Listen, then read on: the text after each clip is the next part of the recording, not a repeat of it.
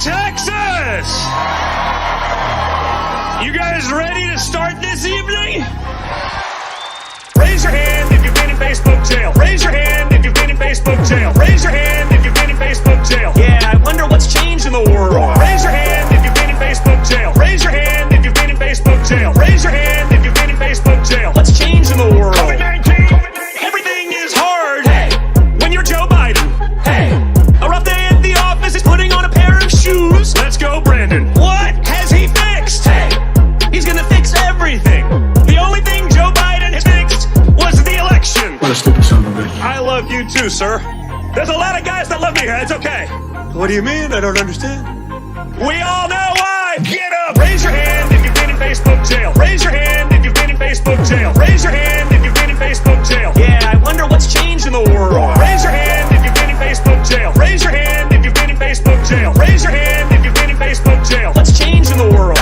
If you're a Democrat, you can't even fathom that concept. He's an elder statesman. My ass. The only part of that that's accurate is elder. And I mean really elder. If Don Jr. was on tape saying to a prostitute while smoking crack that the Russian mob has his laptop and they may use it against his father and their administration, that would be newsworthy. If it was Don Jr., it would be. Do you think the media would have a problem with this? Enough is enough. Raise your hand if you've been in Facebook jail. Raise your hand if you've been in Facebook jail. Raise your hand if you've been in Facebook jail. Yeah, I wonder what's changed in the world. Raise your hand if you've been in Facebook jail. Raise your hand if you've been in Facebook jail. Raise your hand if you've been in Facebook jail. What's changed in the world? He lost.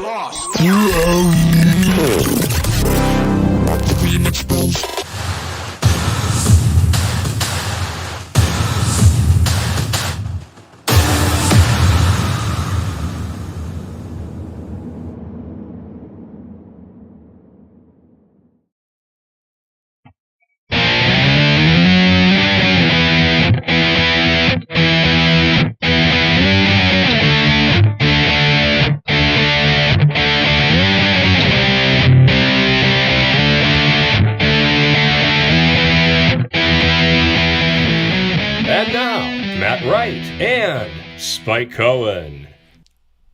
Good morning, good afternoon, or good evening, and welcome to the Vanguard. For Spike, real big, really nice white fish. Cohen, I am Matt Wright, and together we are traversing the muddied waters of freedom. What? really big, really... I'm clearly missing that. Real big, Real big. really nice white fish. You didn't listen to ska in the 90s. Hey, thanks so much for tuning in to this amazing episode, this ska-tastic episode of the Muddy Waters of Freedom. Check us out everywhere, all social media platforms, all podcasting platforms, wherever you are listening to or watching this right now. Be sure to like it, subscribe to us, follow us if you haven't already. Do all those different things. Do all the various things that you do on whatever that platform is. And if you're on Facebook, comment, like other people's comments. Comment on their comment to say that you like their comment, to get them to like your comment. And, of course, be sure to share this. Give the gift of Muddied Waters today. Kids love it. Kids love it. First and foremost, allow me to thank Justin for the kava I am drinking on today's episode. And allow me to thank Kroger for this. I got water. Bulavanaka. Oh, man. So, I might end up falling asleep partway through this because I had, right before we went live, I finally ate after, like, all day long I hadn't eaten. And I had this giant plate of shrimp and a bunch of other stuff. And the carbs are setting in now. I can't eat what you had. Yeah, no, that's true. Because the shrimp part was a major... Right, it would literally kill me. In there. Everything else you could have had, though. Not if it touched the shrimp. Well, the shrimp was in there pretty heavy, so I mean... And it was all cooked together, so you couldn't have had it. But I could. Yes. So there is that. This episode, of course, is brought to you by the Libertarian Party Waffle House caucus, the fastest growing and second largest caucus in the Libertarian Party. Join the movement that is taking over the Libertarian Party by going to the Facebook group Libertarian Party Waffle House Caucus. You can also get some Libertarian Party Waffle House Caucus gear by going to the Muddy Waters Media Store at muddywatersoffreedom.com/store. You can get all sorts of fun stuff there, including Waffle House Caucus buttons and shirts. The Gravy King, Joe Solosky. Joe Solosky is running for governor of Pennsylvania. He is the key to Pennsylvania's success, and if you'd like to help Joe become the first libertarian governor ever, then you can go to joesolosky.com. That's JoeSoloski.com. Jack Casey is selling these books. What are they about? I will never know, and I'm never going to find out. But you should. These books, I'm sure, are fantastic, and you can find out and let us know so that we'll feel better about continuing to take money to sell them by going to theroyalgreen.com. Is Jack Casey a cult leader? Well, you're not going to believe what you find out by reading The Royal Green in Silver Throned and Crowned it by Gold at theroyalgreen.com. Thomas Queter is running for state senate. And he, actually, this isn't true anymore. We're not, actually, Thomas Queter is running for something else, so we're going to wait till he updates us. So anyway, but he is still crippled. Defy the Power and Stitches and Glitches. If you go to Defy the Power and Stitches and Glitches today, you can get the best and most finely crafted tumblers on earth. They keep your hots hot, they keep your colds cold, they keep your lukewarms lukewarm. And if you go to breaking news, breaking news, not the tumblers, they don't break, but the code Muddy Tumbler that we have been advertising for quite some time, even though it hasn't been online for a very long time.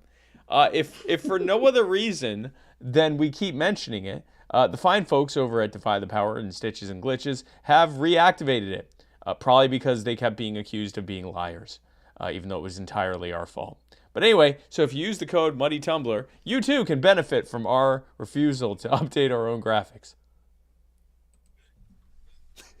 We should just start making make up discounts at massive companies, and then have people go, well, I guess we have to sponsor them now. I don't know. This episode's brought to you by Target. Budweiser by Target, by Costco. Costco bringing you the Muddy Waters discount of 15% on all products by simply going in and screaming at the top of your lungs about Muddy Waters Media and refusing to leave until the manager comes in and comps you. I have an awkward question for you. Yes. Okay.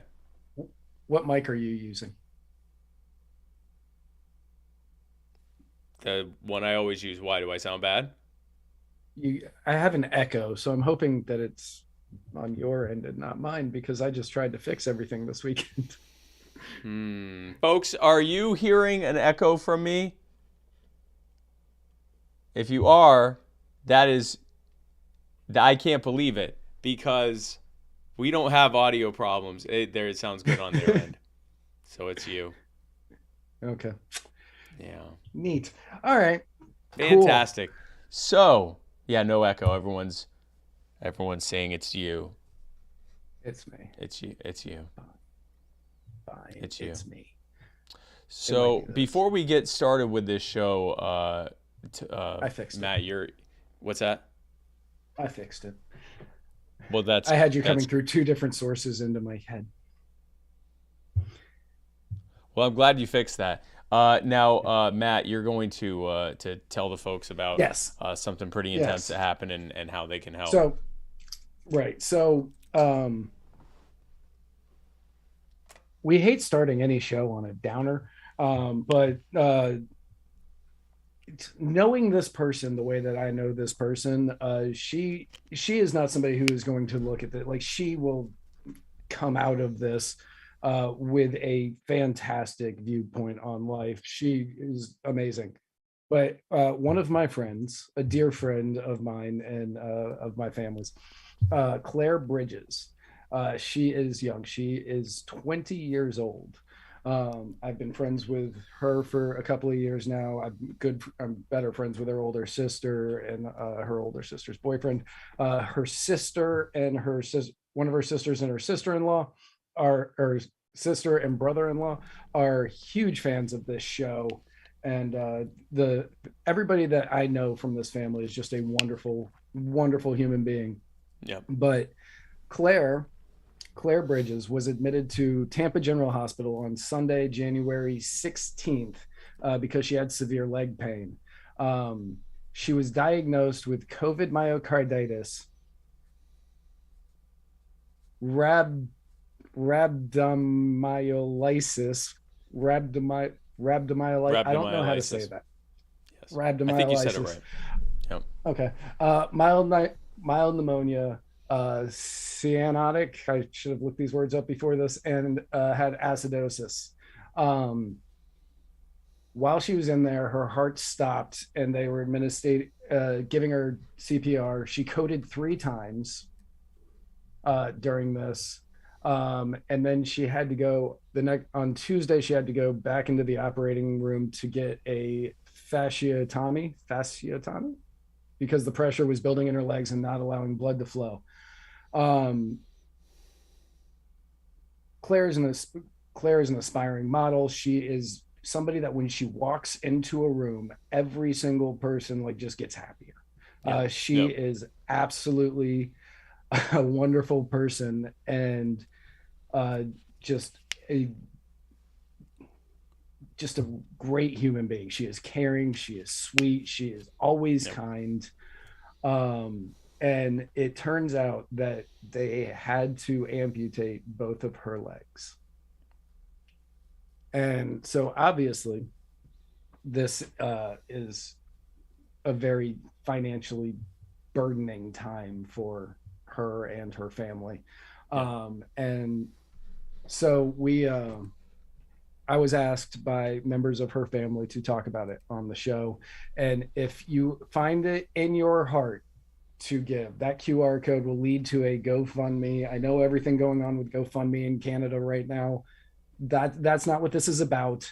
But if you find it in your heart to give, this QR code will allow you to donate to her medical bills and to paying for physical therapy and to kind of giving her something to, because she's not going to be able to work for a while. This will help her like stay afloat while she's dealing with all of this. If you can find it in your heart to give, I can say that this is one of the kindest, most caring people in the world. And I know how grateful she would be to everybody that is helping out. So if anybody out there finds it in your heart to give, this is the QR code. Did we decide? And we just posted the donation link. Yeah, we just posted the donation link. What we're probably going to do for future episodes is put up a smaller QR that will stay on the screen somewhere. What I'm going to do is throughout the episode, we'll mention this, and I'll keep putting the donation link in the comments so they can get it too. Because if you're looking at it on your phone, that would be the thing that you would be getting the QR code from. So it's better to also have the link for them. So Right. And yeah. But yes, it is a trying time, and I was asked not to make it political, and I told them that I wouldn't make it political and I wouldn't talk about anything. What the tragedy of what happened, in my mind, was a result of incompetence on the actions of 2 separate hospitals. Because before she got to the one that she's in now, 2 separate hospitals said, nope, that is just a side effect of COVID, you're fine. And if either one of them had admitted her and looked at her, no, this may have been avoided. It may have. Yeah, we don't, and we'll never know. And that's the thing, we won't know. Right. We will never know. And what I do know is that anything that anybody can give can help. And if we can come together as a community to help, it will be greatly appreciated by everybody involved. And she will be able to come back faster and just lighting up rooms in ways that she has never done before. Yeah, because she is 20 and she's just getting started in life, and this will be very helpful to get her to that next step. So thank you for that, Matt. And I let Matt talk because he pretty much had all the details. I knew the basics, but he knew more of the details. Yeah, and I'm good friends with pretty much everybody in that family. Like I know her brother I'm the least close with, but like anytime we see each other, we talk for a good 15, 20 minutes. Yep. No. So hopefully we can help there, and we will continue to move on with the episode. We are starting with the Mudwater Mushroom Coffee Replacement Cacao Rapid Fire segment, brought to you by Mudwater Coffee Alternative. If you woke up today and said, Matt, Spike, I need a change in life. Things aren't going the way that I wanted them to. I mean, the coffee, that's not good, but there's just so much going on, things I don't understand. I went and met my new neighbor today, and I went out and I said, hey, neighbor, hey, how you doing? It's great to meet you. And the neighbor said, oh, I'm happy to meet you as well, and it's a pleasure to be here. And I said, oh, yeah, no. So what do you do there, neighbor? I'm a whatever it is the hell you do. I'm that. So what do you do, neighbor? And the neighbor said, well, actually, I'm a professor of logic over at the University of Science there. And I said, whoa, logic? Well, what the hell is that? And the professor says, oh, well, it's very confusing. It's a series of syllogistic. Well, anyway, it's easier to explain it or to demonstrate it than to explain it. And so my new neighbor, the professor, he says to me, so do you, for example, I'm going to ask you a question. Do you have a doghouse? And I said, why, yes, I do. And he said, well, if you have a doghouse, then that, of course, must mean that you have a dog. And I said, well, great day in the morning there. Yeah, of course, I've got a dog.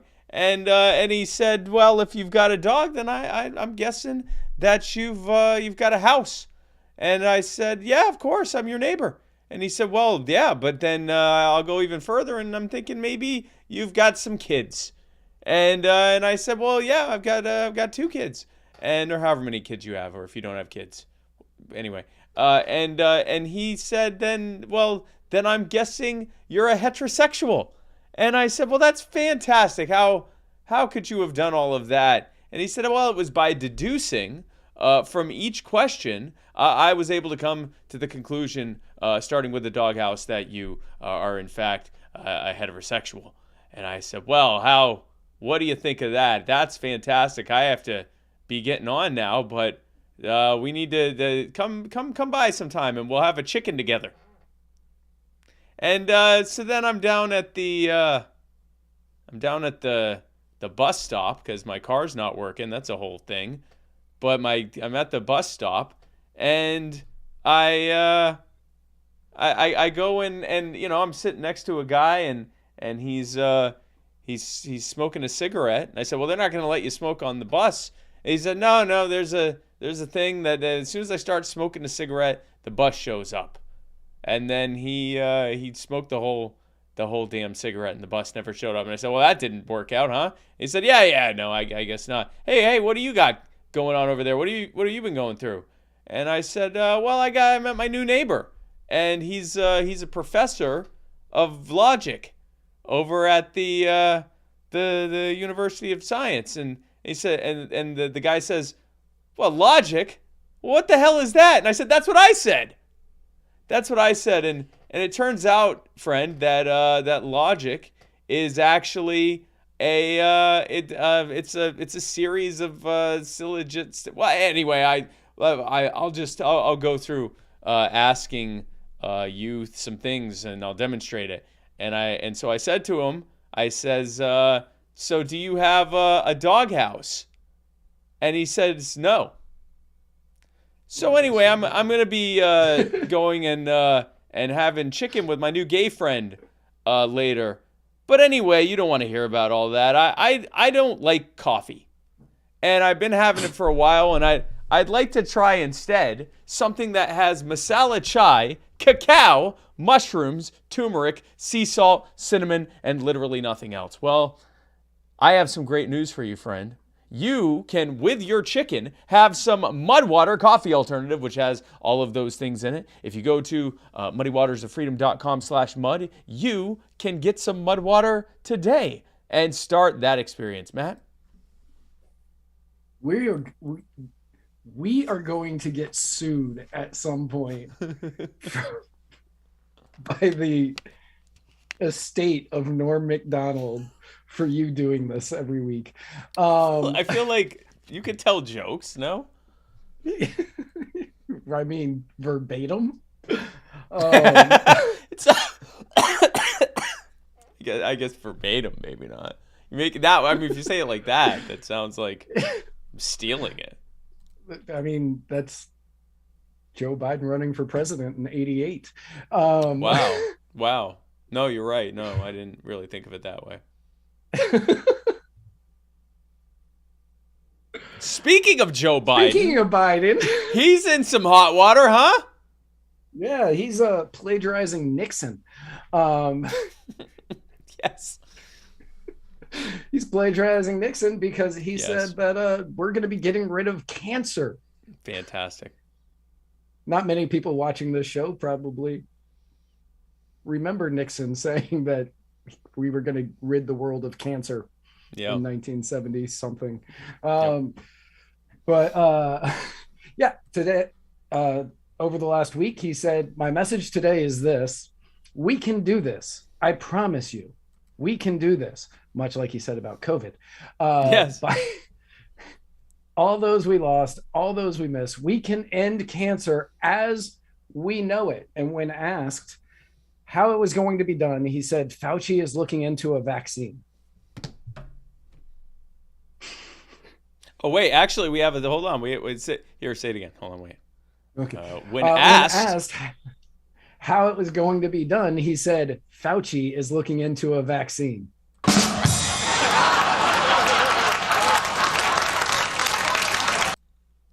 So I love that he ran on, we're going to shut down the virus. That clearly has not happened.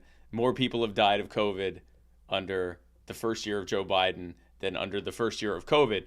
And he, or I guess the second year of COVID or whatever, the first year of the outbreak of COVID in the U.S. So that's, we're getting rid of cancer. And now what I'm hearing is, and you actually have this, way easier. Way easier.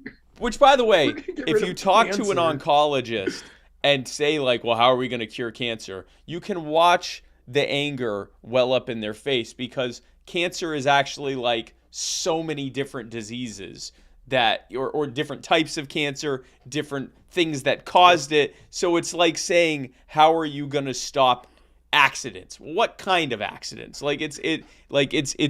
So now what they're saying is, well, his goal actually is to have cancer within the next 30 years or something like that. And it was like, but that's not what he said. He said end cancer, which indicates not 30 years and not having, but rather ending it. And now-ish.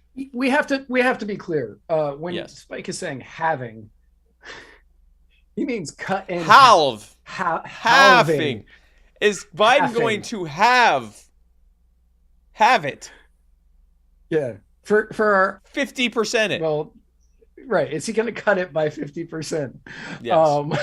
I wrote it because that was what one of the titles was of an article I was reading. And I know. I've read the same thing. Yeah. Yep. Yeah. And I was like, we're going to be saying this and people are just going to say, why are you talking about having cancer? Listen, if Joe Biden is having anything in 2047, then God bless him. I mean, like, are we really pretending Joe Biden's going to be alive in 30 years? Because we're pretending he's not senile. So let's pretend he's going to live for another 30 years too. So the program is called Moonshot Cancer. or cancer moonshot. I don't know. It's one of those two. And it was something that he started in. He was appointed to lead this program in 2016. Obama said, "Hey, Joe, your son just died of cancer. Do you want to head this up?" And Biden went, "Yeah, absolutely, because we're out of here in 6 months and I'm not going to have to deal with it anymore." Yes. And now he's like, "Well, I couldn't beat COVID, and I'm really messing up a lot of other things that I promised too. So now I'm just going to bring out this program that I worked on for half a year in 2016, and I'm just going to say, yeah, let's do that. Let's work on that." Yeah, so government war on drugs, empowered drug cartels, more addiction, more overdoses. The war on terrorism has destabilized entire parts of the planet, empowered terrorist groups around the world, more terrorism. The war on poverty has enmeshed tens of millions of American households into permanent stratification of their level of income into poverty or near poverty. Poverty has not reduced during that time. I'm scared of a government war on cancer. Yeah. Like, I'm picturing the CIA injecting cancer into like black babies in order to raise funds for some like terror group in South America or something. Like I don't. I am terrified of them injecting me with small amounts of cancer. Yes. To see if my body builds up an immunity. Yeah. Small, and the cancer company is immune. So speaking of cancer, Stacey Abrams can we do that? I know it's not like racially. I'm okay with it. Not racially. Stacey Abrams, just as a person. It's not racial. Stacey Abrams has become yet another politician who just does whatever the fuck she wants, Matt. Yep. She is yet another politician who has joined the ranks of the rules for thee, not for me, when it comes for masks. When she appeared in front of this school class not wearing a mask, and literally all of them are wearing masks but her. Everybody else in that photo is wearing a mask except for her. Yeah. That is such a bad look. You're in Georgia. You're in Georgia, where I am certain that many of the areas in Georgia are like, we don't want masks. We don't want our children wearing masks. Yep. And then you go and you do that. Now, but then don't wear one yourself, just to make it clear that you think it's all a shame too. I live by a different set of rules than you peons. Now, Abrams' campaign put out a statement obliterating, we'll say, her opponents for pointing out the picture, for continuing to look for opportunities to distract from their failed records when it comes to protecting public health during the pandemic. And they said, how could you deflect? How could you deflect from this Black History Month event by pointing out that Stacey Abrams thinks that she is better than everybody else? On Black History Month, no less, they criticized this obvious black woman who is... here's what I love about this photo. Not only, again, and I say this every time this happens, I'm about to say it again after this on the next one. Not only is she demonstrating that she's above her own restrictions and rules and the things she wants others to do, but she's demonstrating she thinks it's all BS. Because if she actually thought it was necessary, she would be wearing it to save her own life, right? Or to save the lives of others, or whatever it is she thinks that it supposedly does. And I think she's smart enough to be able to read the studies that show that forced masking of children in schools did absolutely nothing to slow the spread of COVID in those schools, because they're kids and they're filthy, and it really doesn't matter if they're wearing masks. Look at the kid behind her. His nose is showing. He's probably got snot all over it. But what I really like about this photo is that they took it. First of all, she did it. She went maskless in front of like 50 people. They then took the photo. Multiple people, I assume, looked at it and said, yes, this is good. What a good thing. And then they posted it. This wasn't leaked. They posted it on all of their social media. Yep. They deleted it. Well, yeah, they deleted it after people are like, do you know what's on this photo? And they're like, yeah, a really great photo of Stacey with the kids. Like, this is... I mean, everyone makes mistakes in messaging. Everyone makes blunders on the campaign trail or whatever. This would be like, you know, if I don't even know a comparison. Like, this is this is bad. Do you know who's really upset about this photo? Who? The kid right to her left. Look, I mean, he's got his arms crossed. He does not look happy that he is in this photo wearing a mask where she is not. Like, he looks upset. I bet there are at least a few of these kids. What's that? The kid in the blue shirt, right? To her right, our left. To her right. This kid here is not happy at all.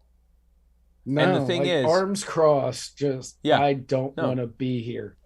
Well, also, I think probably at least some of these kids, because you know how kids are, that's not fair. Why do I have to do that? They don't have to do that. If I had been one of those kids, I'd have been like, why is she not wearing a mask? Oh, well, it's because it's her photo. It's my photo, too. I'm in the photo. I'm in it. I'm here. Why?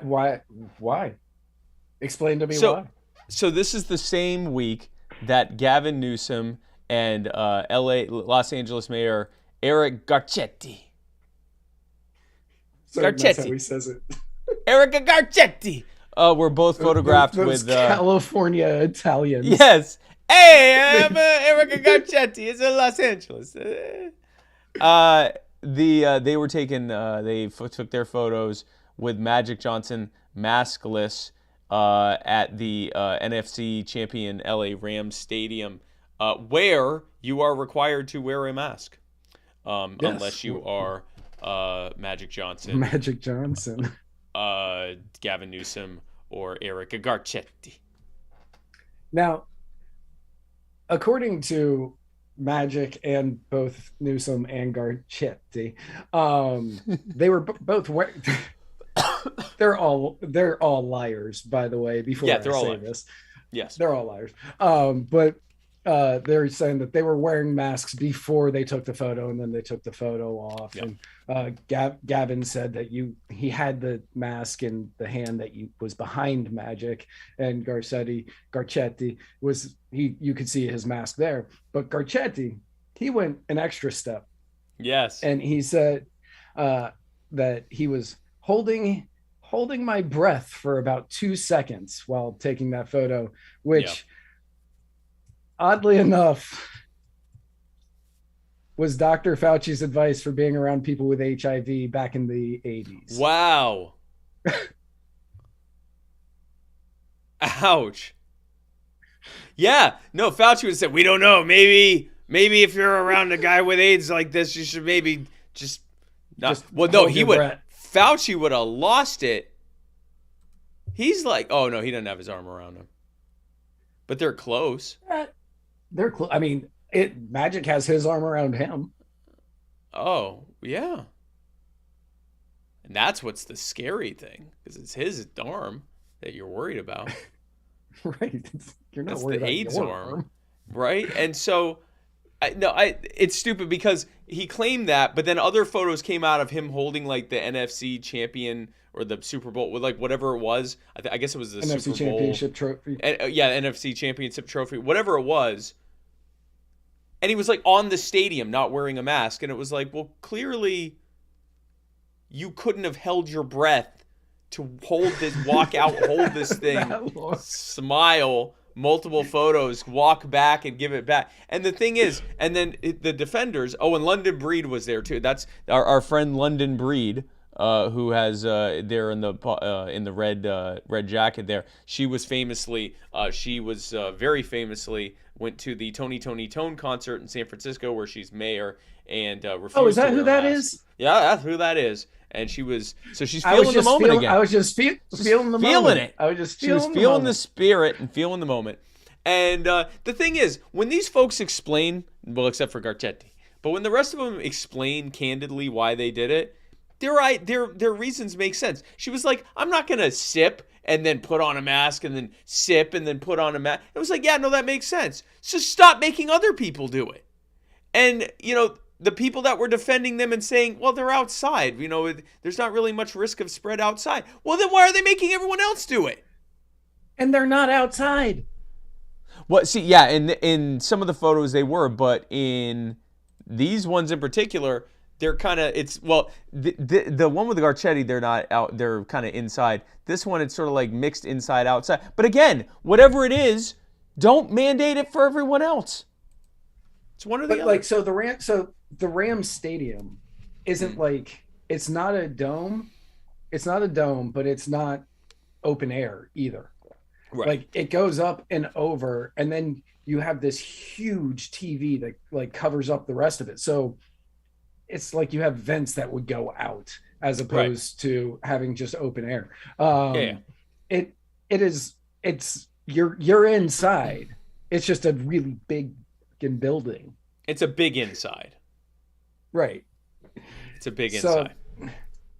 Right. Matt Hicks says luxury skybox equals F the peasants outside. And yeah, that's what not just, and again, my thing is we've known before any of us were alive, everyone knew that politicians did not intend to obey their own orders, right? If they saw fit, they'd flout them routinely.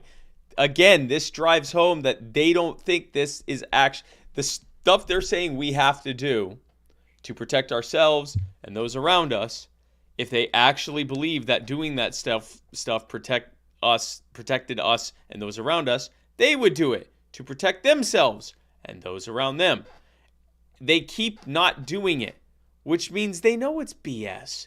They're just doing security theater, and they're further conditioning people to the idea of doing stuff that doesn't make sense to us because they told us to. That's all it is. It's about control. It's not about public safety, and they prove it every time they ignore it. I find it hilarious that after the Stacey Abrams photo came out, and everybody rightfully lost their mind, being like, "Why are you not wearing a mask if you're going to force these kids to wear a mask?" That. I find it really funny that a lot of states announced that they will be lifting their mask mandates. Yes.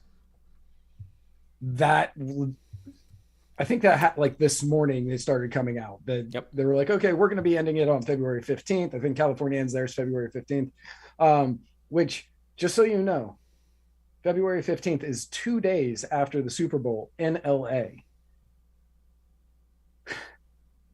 Let's find out how many of them are wearing masks. Yeah. In LA. After their mayor did that. They'll just say, "Officer, it's fine. I'm holding my breath. Don't worry about it. I'm not. I haven't breathed since I got into the county. I haven't been breathing. I've been holding it in. I recommend that if you go into LA anyway. Just not breathe. Yeah. Just don't breathe. Yeah. Just don't breathe. Well, Fauci would have told you that because all the AIDS.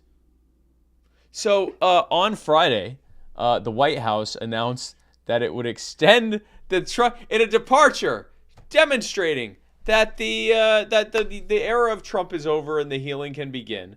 The White House has announced that it would extend the Trump-era tariffs on several types of imported solar panels and solar cells, which has driven up the cost of energy independence even more.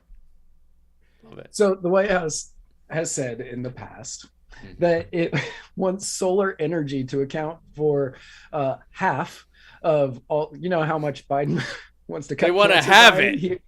They want to have it. They also want to. They want to have solar take over that half of cancer. They want half the people to have cancer and the other half to have solar panels. That's right.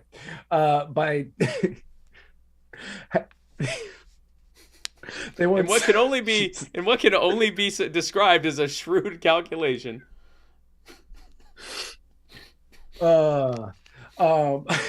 They said that he wants solar energy to account for half of all American energy production by 2050, which is 3 years after cancer.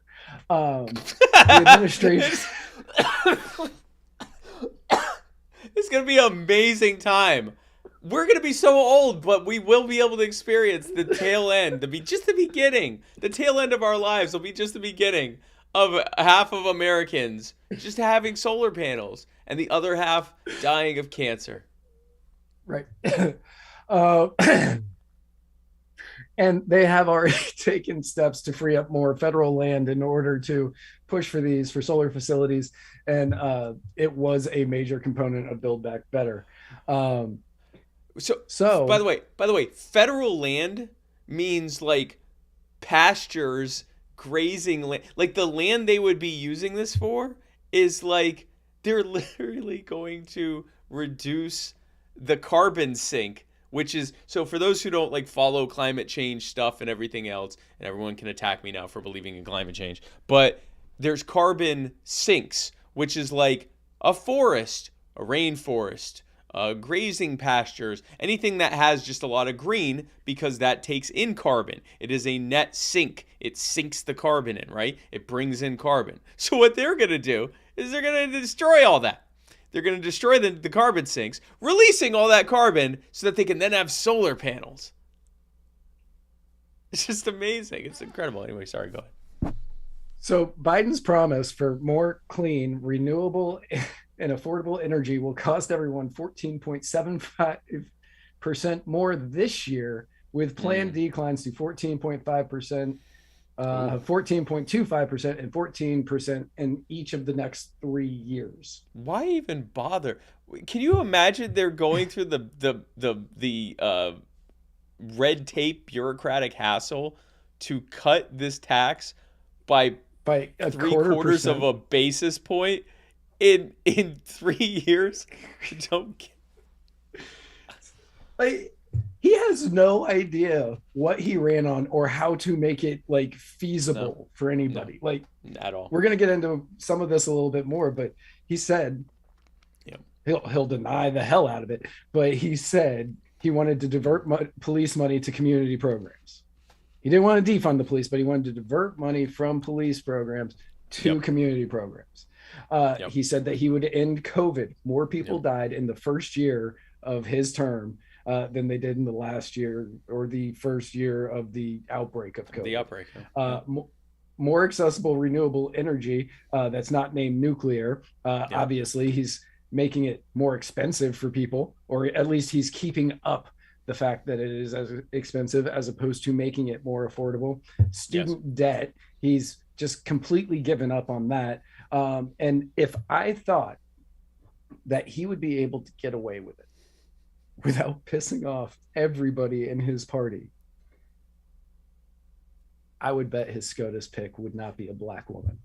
Oh, wow. Wow. Because it would just be such a casual FU to them, right? Like it would, right. Well, we tried our best. It's like, what do we do? You could have, you said who you want. Oh, no. Bill Smith is the best person. The old Justice Bill Smith down in the such and such circuit, the Fifth Circuit. Bill Smith. It's a great judge. Smith. Incredible jurist, Bill Smith. And everyone's like, Bill you Smith said it the was seventh. Bill Smith the seventh of his name. Each one of them a illustrious and storied jurist in the Fifth Circuit. Each one Bill better Smith, than the last. Each Bill Smith better than the last one. We're betting the eighth one is in Harvard Law School right now. We're thinking he's really got some promise. But this guy, Bill Smith, seventh of Oregon, is definitely the best. I picked the whitest state. It's also in the Fifth Circuit. He's gonna Oregon's in the he's Ninth gonna Circuit. Wait, what am I thinking of?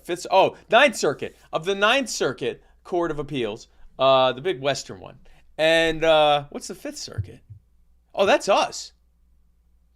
No, we're the First Circuit. No, the Fifth Circuit's Louisiana, Texas. Yeah, okay. The Ninth Circuit. Bill Smith wouldn't be caught dead in the Fifth Circuit. Bill Smith, the seventh, is leading the way in progressive policy jurism there in the Ninth Circuit, and is the best person for the job. And everyone's like, he's not a black woman. And then Joe Biden goes, listen, man, I did the best I could. You don't know. Have you met him? Have you met Bill Smith? I didn't even show you a photo of him. Her, maybe. But I tried my best. A lot of, there's been some give and take. If he doesn't, so here I hope that he picks a justice based on like the best qualifications, all of which would be things like I would like that. But also, if he does that, and that person with the best qualifications also isn't a black woman, how funny would that be? It's not going to happen, but how funny would that be? It's not going to happen. It's definitely not going to happen. That's going to be the only thing he promised. That this person might not even be a judge, but they will be a black woman. Like there's on everything you can rest that the person that Joe Biden picks for this court is a black woman. That's it. That's all you can know in this world. Death, taxes, and Joe Biden picking a black woman for it, which is devastating to the Smith family. I'm not saying that joke. No, not saying that joke.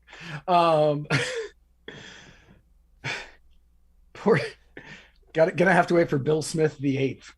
Bill Smith the eighth. But see, here's the problem. There's a pendulum swing happening, and it might be quite some time before a Bill Smith a Bill Smith could get elected into or get appointed into the Supreme Court. Yeah, get appointed, and it's sad. By the way, in what may be a surprise to many, the Smith family, Cambodian.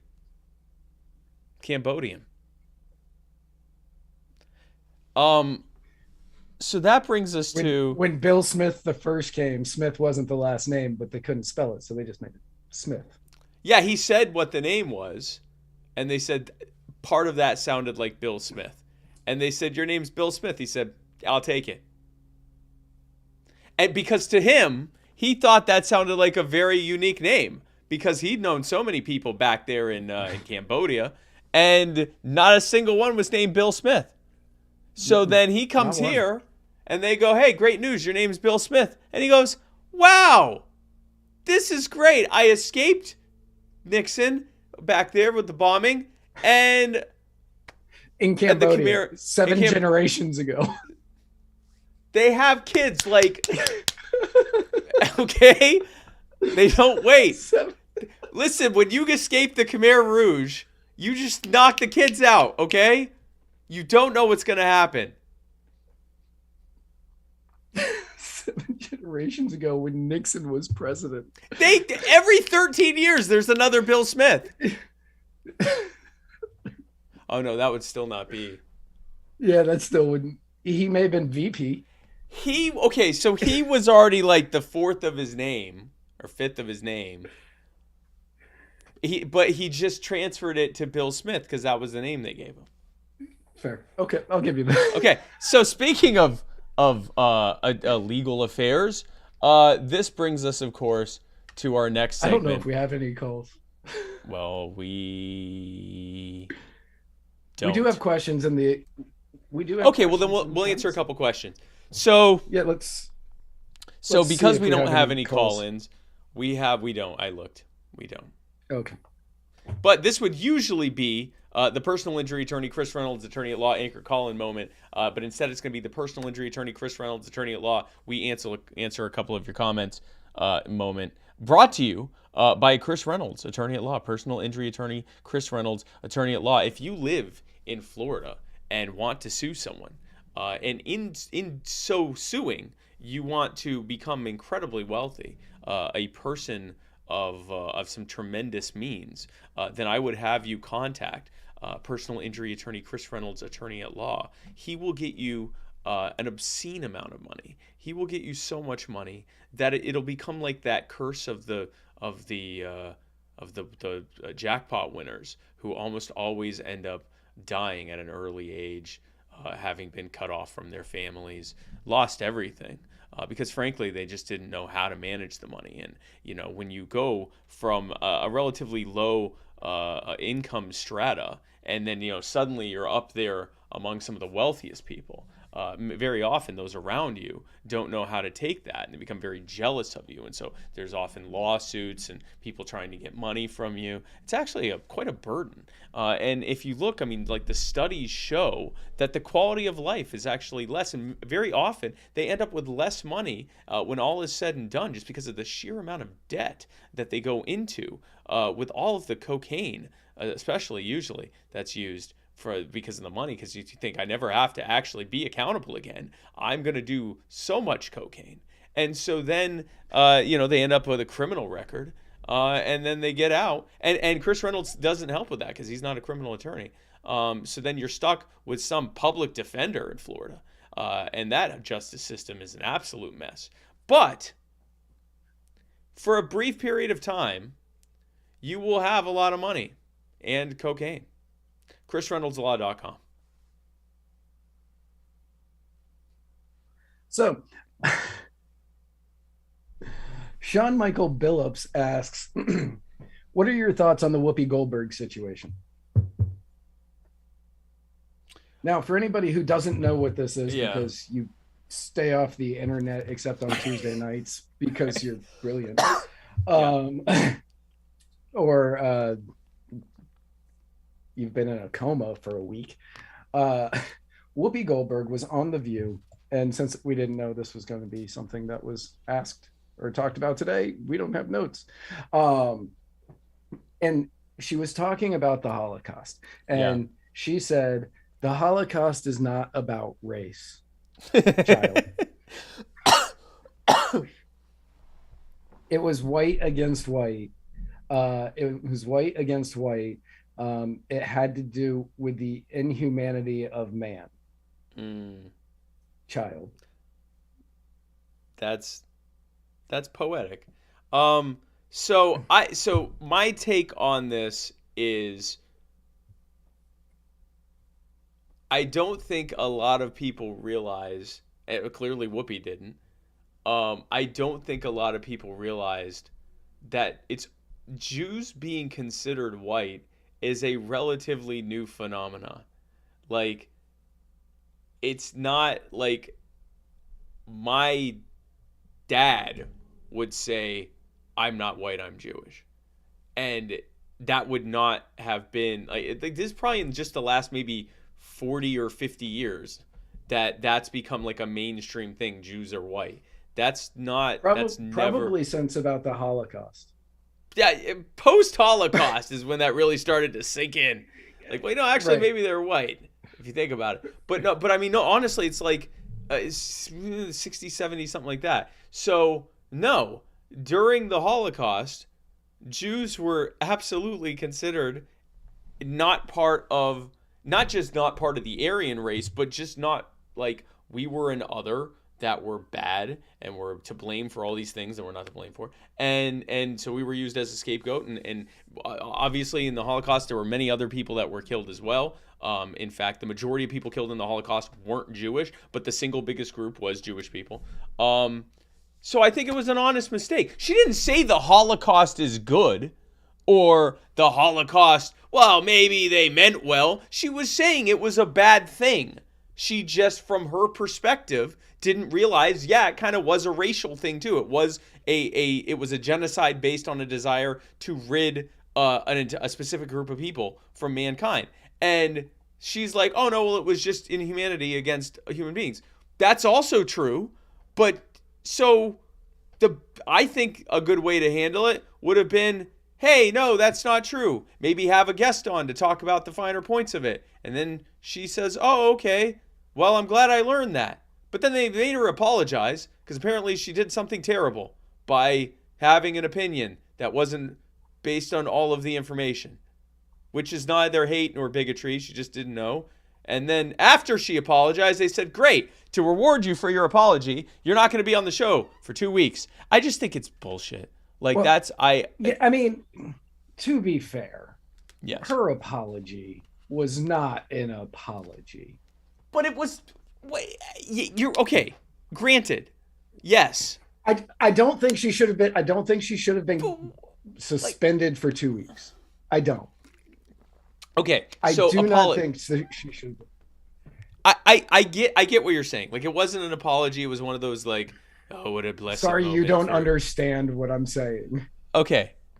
But again, I just, like, and maybe it's, I also have a soft spot for stand-up comedians because and then meanwhile, she wasn't doing stand-up comedy, but I like that they just go out, or I liked back when they would go out and say whatever the hell they wanted. Now they don't. But I don't know. I listened to what Whoopi said, and she kind of flippantly said, well, but they were all white. And if they had all been considered white at that time, that would have been made sense. She didn't know. So, okay, she didn't know. Yeah. This is like another one. Aquafina, I don't even know who this person is. It's an Asian comedian and actress. She's apparently very big on Netflix or something. I don't know. And yeah, so she was in the Ocean's 8 movie, and I think she's going to be voicing somebody in the new Little Mermaid movie, and yeah. She was in I think she was in the new Marvel movie. Yeah, she's been in a bunch of stuff, and they were accusing her of using a black scent, which was when she would accentuate certain things, she would speak in like a black tone, whatever that means, even though she's not black, she's Asian. And now I immediately knew what this was about because they said she was actually an immigrant. She came here, like, I guess early age from I guess whatever country her parents came from, and I'm not sure where. But that's actually, like, I've seen that a lot of time with, Korea, like, but I'm not sure. Possibly, and I've seen that a lot with, especially like immigrants and the children of immigrants. Their American English culture comes largely from what they watch on TV, and so, like, what's that guy's name that was on Mad TV? Bobby. He was, I think, Korean. Or oh God, that annoying dude, Bobby Lee or whatever. He would like go into a black scent or whatever, but it was like we're all we're all an extension of what we consume, what we are exposed to. So what we consume on TV and in media, what we watch on social media, what we grew up with around our friends and loved ones and associates, and that influences how we speak, how we interact, and all of these things. If we've reached a point where someone has to apologize for sometimes, having a little like street vibe to the way they respond to something, like I guess that means we must have already halved cancer, since that's what we're worried about. If people are upset about Aquafina, I've got some Hillary Clinton videos to show you. Really? Well, that was like the Joe Rogan thing. Like, if you're mad that Joe Rogan, in context and attempting to make a point, said the N-word, which he now says he wishes he hadn't, and he apologized for. Joe Biden, like, in the Senate, used the N-word a few times. Again, not like I hate, but like N-words. Using, I hate N-words, like reading it from something, which apparently now you can't do. Anyway, the Whoopi Goldberg thing, what she said was kind of ham-handed. It wasn't true. They could have had someone on. I think this idea of punishing people even after they apologize, even if the apology is not that great, punishing people for saying something that came out of maybe not fully understanding something or having a difference in context. It's like, no, you said the bad thing, and you have to be punished, even though you didn't hurt anyone or do anything wrong. I don't like it. That's what I think about that. I don't like it either. Like, and I agree with you on this totally. Like, do I like what she said? No, but I don't like most of what she says. I've been canceling Whoopi for years. I mean, I haven't watched anything Whoopi Goldberg has been a part of since Sister Act 2. And that's just because that one had Lauryn Hill. Yes, it did. It did have Lauryn Hill. Yep. I had to think about that. I was like, did it? Yeah, no, it did. They invited her. They invited her to be. They cast her for the first one, but she made it to the second one.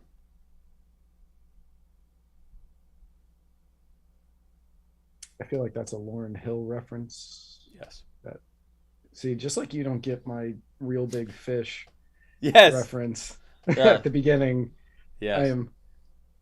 The only reason I found out about Lauryn Hill was because Don Imus lost his job.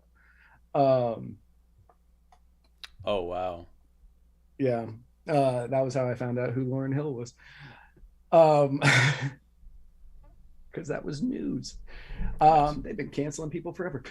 So like, I don't think people should lose their jobs over things they say. Whoopi had an opinion. Joe Rogan was doing the exact same thing that Joe Biden did on the Senate floor.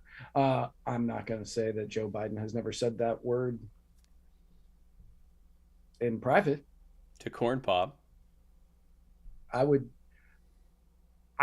bet he hasn't said that word in private to Corn Pop or to countless other people while he was hanging out with Robert Byrd. But I don't think that these are reasons that we need to try to cancel people. If people are so bad that, and the stuff they're saying is so terrible and offensive, the market will decide.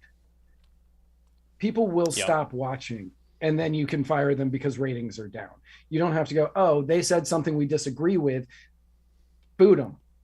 Yeah. Get rid of them now. Like, that's not going to help ratings. That's not going to help anything. Like, that's just going to piss off the large swath of people who watch for Whoopi Goldberg.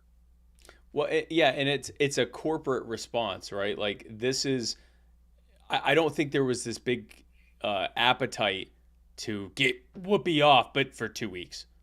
I think there might have been some people who have already been screaming, get rid of Whoopi for years, and they just said it again because she said something.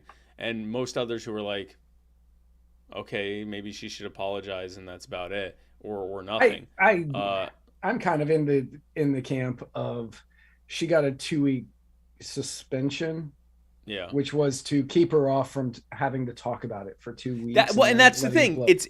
It's corporate cover your ass stuff. It's not, and this so she can reflect on this. What I mean, because that's how it works, right? Sorry, I can't go anywhere. I have to reflect on this shit I said about Jewish people for 2 weeks. Right. I'm gonna have to just stand in a corner and look in the mirror and say, "Oh, you, Whoopi, you know better. The Jews, they weren't considered white back then." And then do that repeatedly. I stole your name. I stole your name. My name's Karen Johnson, and I used Goldberg to get in the door. Which is funny. That's a funny joke. I always found that funny. I changed my name to Goldberg because I figured that would help my comedy career. That's funny. Do you know what her original stand-up name was? No. Whoopi Cushion. Oh, that's not nearly as funny as Whoopi Goldberg. And so when she started going for acting gigs, she didn't want to go as Whoopi, like her mom or something said, you probably should change that for a more professional thing. So she went with Goldberg. I love it. I think that's hilarious. That's a funny joke.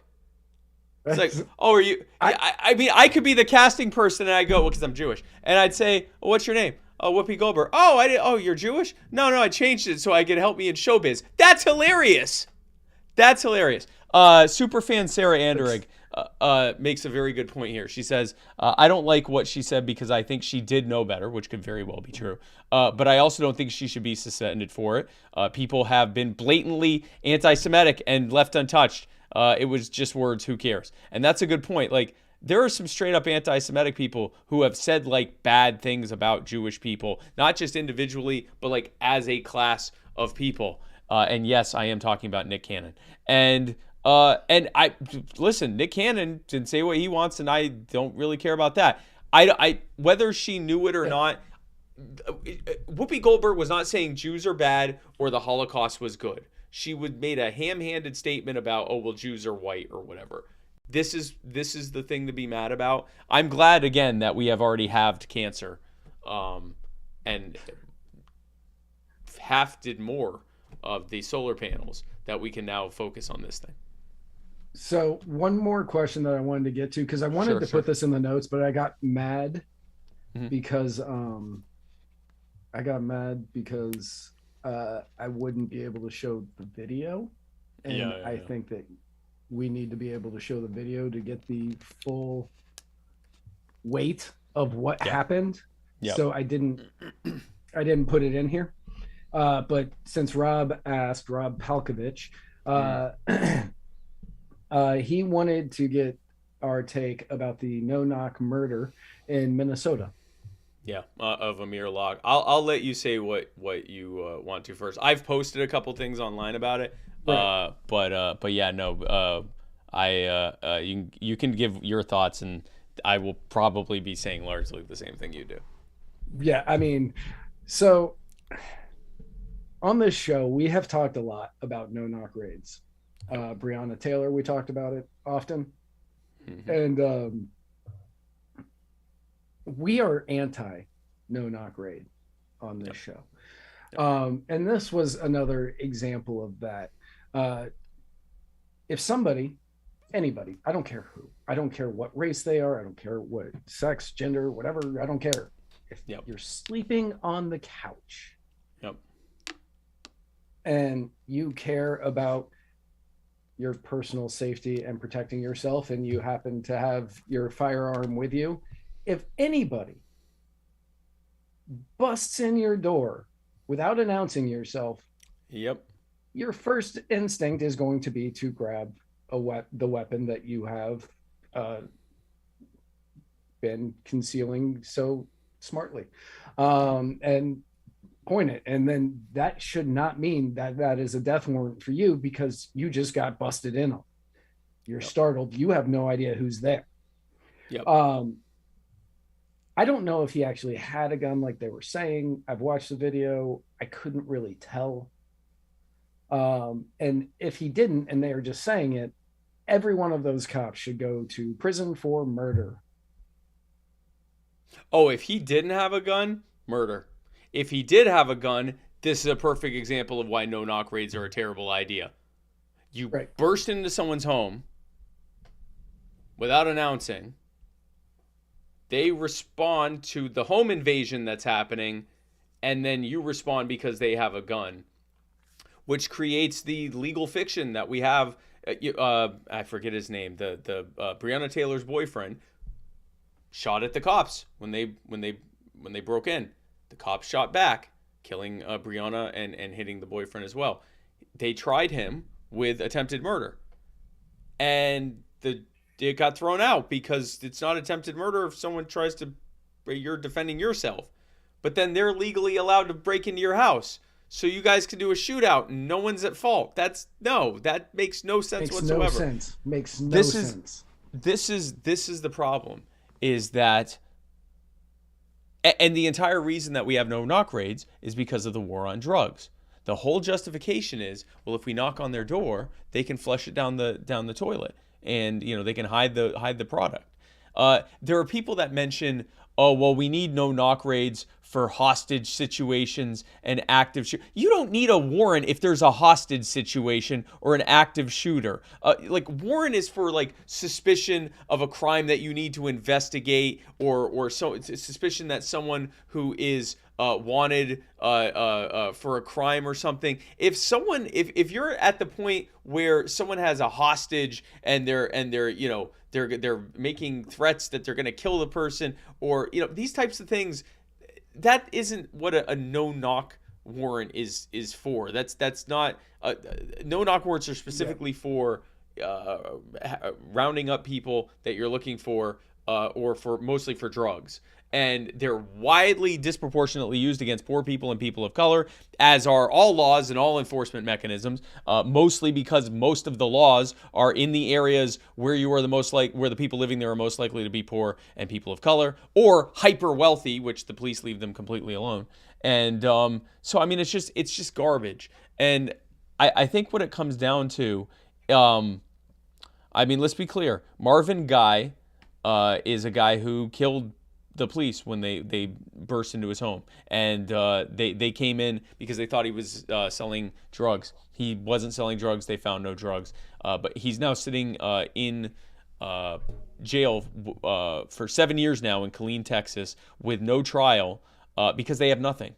They know they have nothing, and they're saying, "Oh, we're holding him because he's a danger," but they know they have nothing. They know if they take it to court, the charges will probably be dropped, or he'll be found not guilty. And so they're just holding him, but he's still alive. Breonna Taylor's dead. Amir Locke is dead. Marvin Guy is still alive. The takeaway here is very clear. As long as no-knock raids exist, I think that the only way I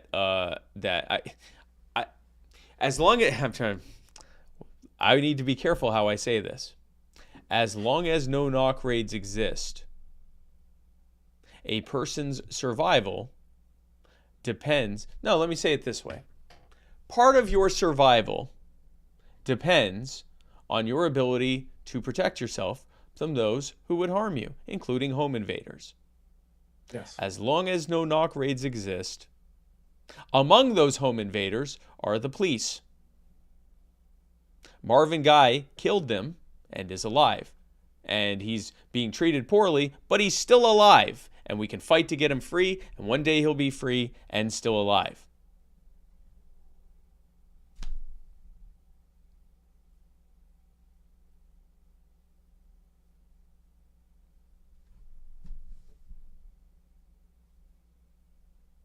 And Duncan Lemp. Somebody said. Yeah, Duncan Lemp. Another example. Yeah. Was that a no-knock? Was that a no-knock raid? So we don't even I know. thought they shot it. I thought they shot him from outside through the his window. They shot him from outside the window. It was a red flag. I mean, is it a no-knock raid if they just start opening fire from outside? Sure, I guess it's a raid and they didn't knock, but it sounds more like an assassination, which incidentally is what they did to Fred Hampton too. They killed him by just firing I think 100 rounds into the house. And so, yeah, I mean, I guess that's a type of no-knock raid, but it definitely was a red flag enforcement. So yeah, and that, I mean, it is what it is. Like, if enough people realize, okay, you can comply and die, or you can kill them and live, and then have to suffer the consequences but still be alive, a lot of people are going to come to a conclusion on that. And if I were a police officer, I'd want to get rid of the things that make my job less safe. The war on drugs, broadly speaking, makes my job less safe. No knock raids make my job way less safe, and should. Yeah. No, absolutely. Somebody said 2-week suspension. I'm calling Zuck. Zuck's really busy right now. He lost like $200 billion this week. That's a lot of sweet baby rays.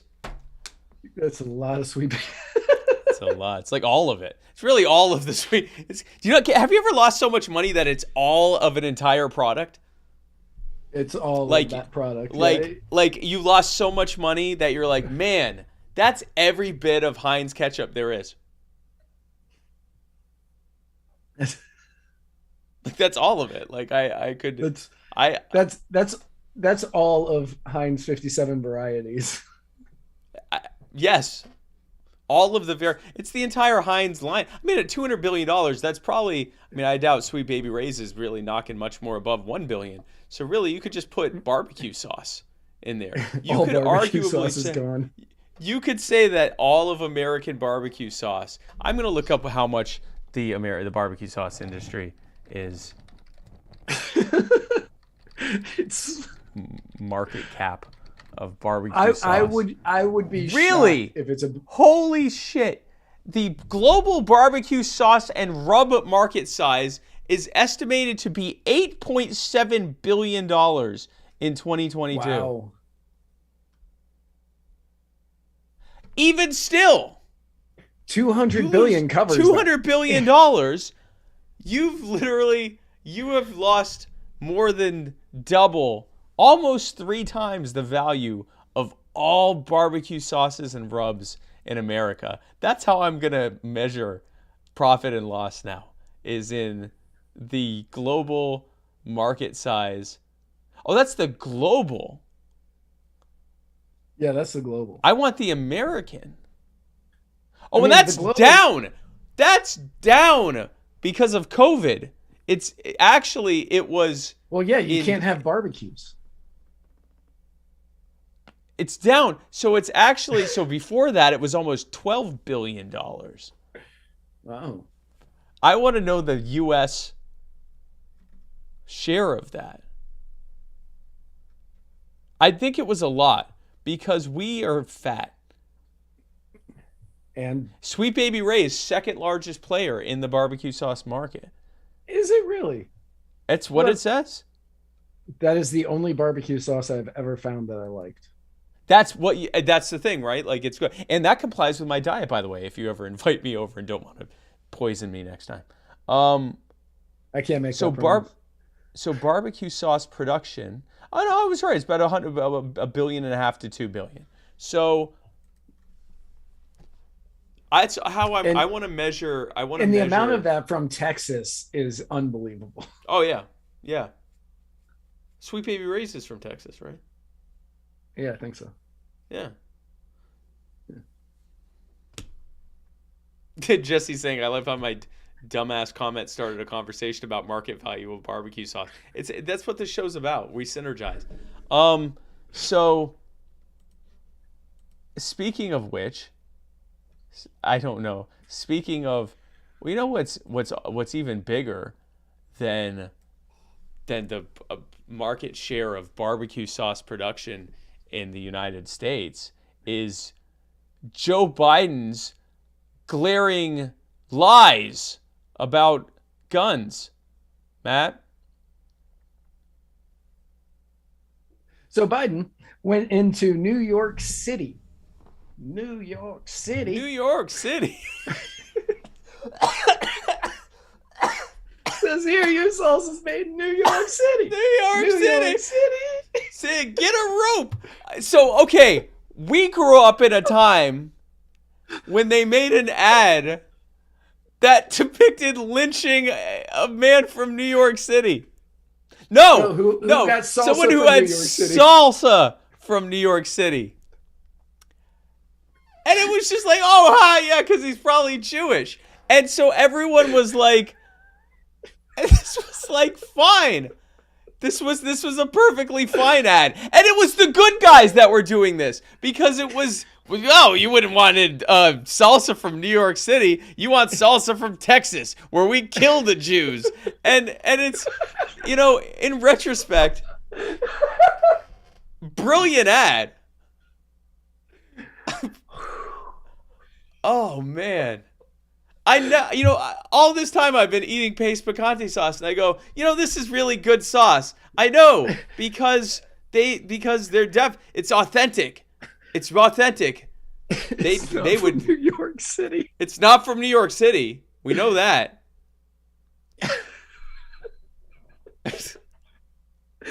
So Joe just Biden casually mentioning lynching people.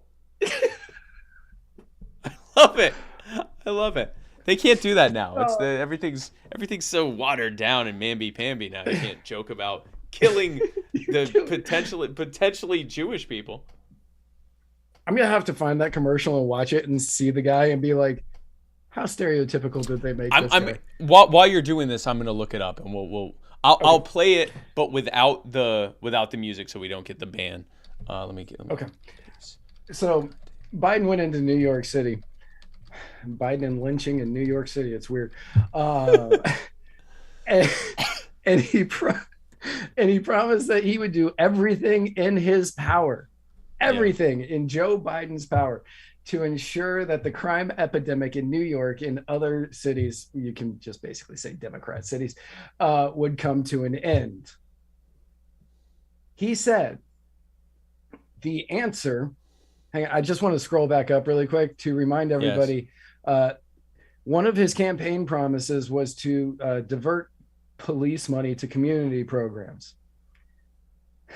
He said, the answer is not to defund the police.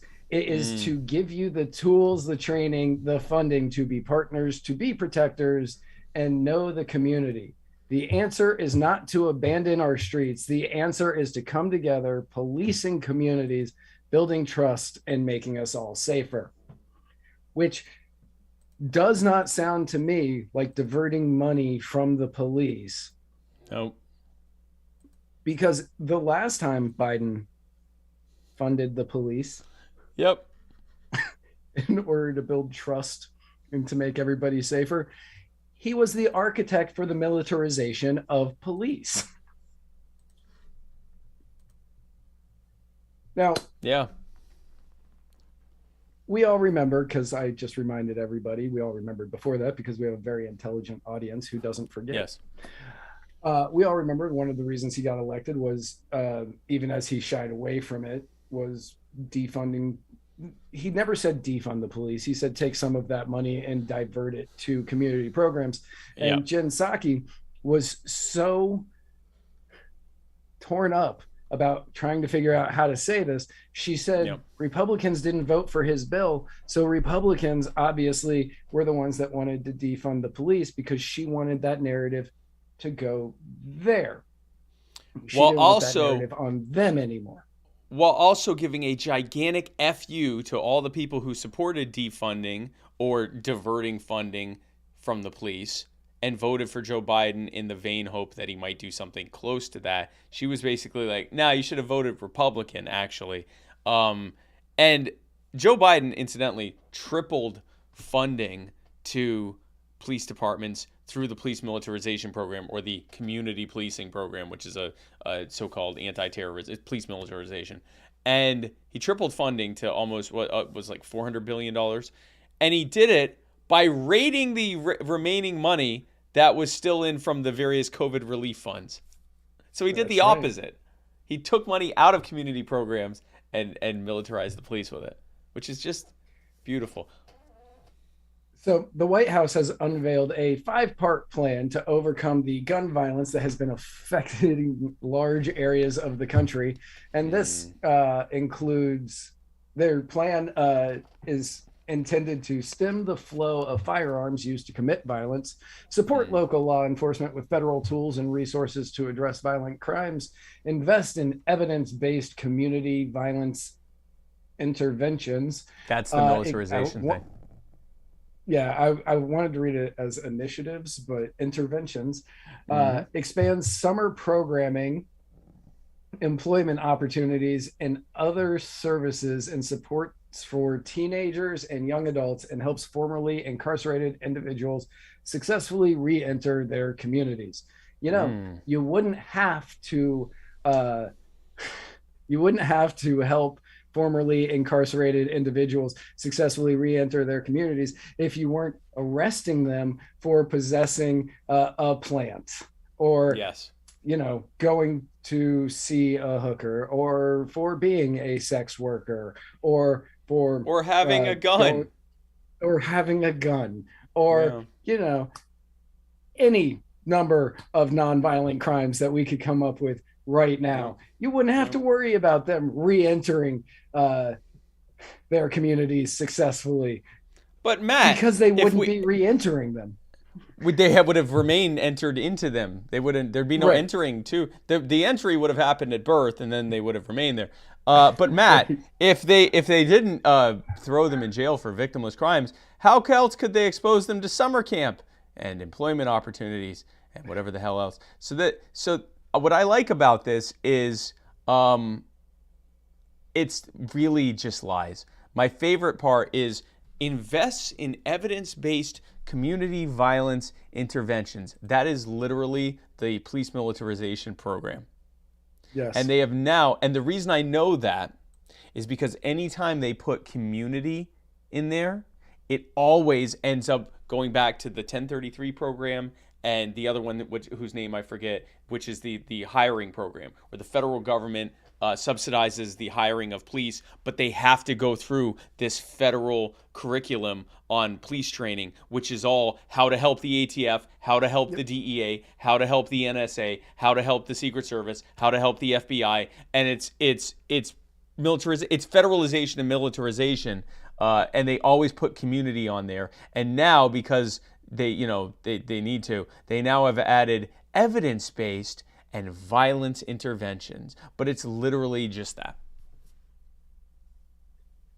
So leaders for March for Black Lives and Black Lives Matter, who supported Joe Biden because he was going to be defunding the police, have said that this is a slap in the face to the millions of Black, Brown, Asian, and LGBTQ plus people who voted this administration into office in a historic wave of support in hopes of shifting the material conditions of their families and communities. Sucks to suck. It's weird. It's like somebody may have been running for vice president out there in the world. Yes. Who was saying things like, you're expecting the guy who wrote the largest crime bill in American history to suddenly switch tracks and be like, you know what? You know that thing that I worked so hard on, and it's literally the only thing I was remembered for before I was vice president. That's the 94 crime bill, Yeah, the 94 crime bill. You expect him just to switch tracks and be like, okay, I'm no longer supporting my bill that was the only thing that got me the vice presidency. That would be as crazy as thinking that the guy who made it impossible for you to write student loans off in bankruptcy was going to end your student loan debt. It is the chicken looking up at the fox and saying, you know what? Only this guy can save the hen house. Like it's looking at it's the scorpion and the toad. Yeah. Well, except it's scorpion and the toad, but it's like it's after the scorpion has already like stung you that you go, only the scorpion can save us from drowning. Like it's incredible. It's incredible. It's not just his party. He's the person that did this stuff, and he doesn't even then. Bills.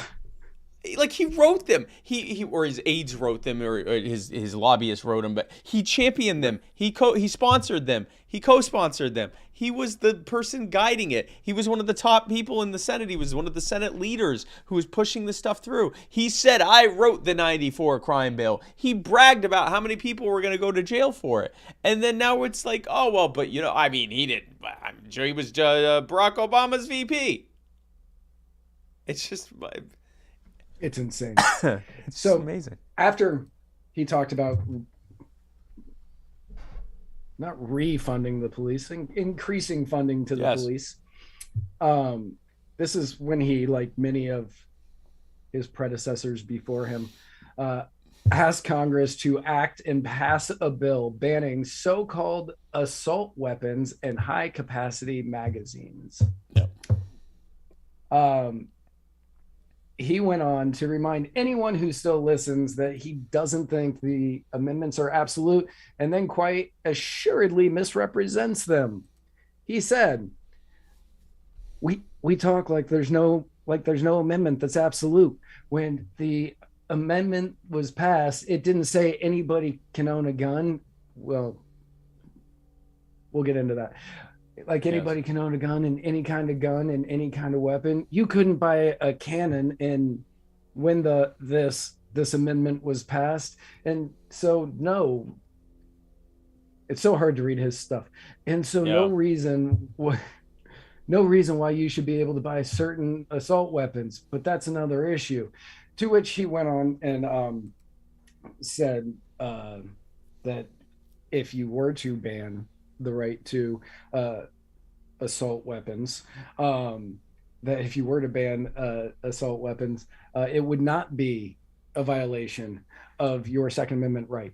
Then he went on to call the Glock the most prolific handgun in the United States a weapon of war.